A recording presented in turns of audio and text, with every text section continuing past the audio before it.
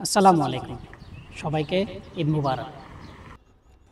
আজ ঈদের এই পবিত্র দিনে আমি আপনাদের সবাইকে জানাই আন্তরিক শুভেচ্ছা। আমি জানি প্রবাসে থাকলে এই দিনটি একটু অন্যরকম হয়, কষ্ট এবং আনন্দের মিশ্রণ থাকে এই দিনে। আমরা হয়তো আমাদের প্রিয়জনদের কাছ থেকে দূরে আছি, কিন্তু আমাদের হৃদয় তাদের কাছে পৌঁছায় এই ঈদের দিনে। প্রবাসী হওয়া মানে শুধুমাত্র দূরে থাকা নয়, এটা আমাদের জন্য নতুন শুরু, নতুন আশার এবং একসাথে থাকার প্রতীক।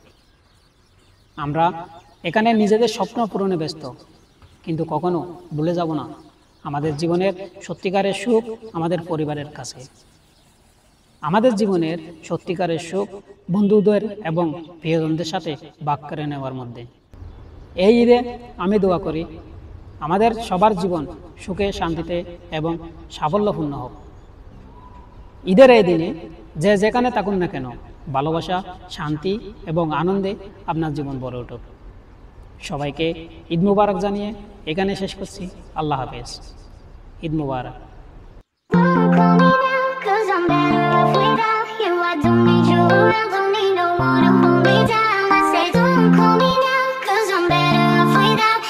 Don't need you around, don't need no more to pull me down.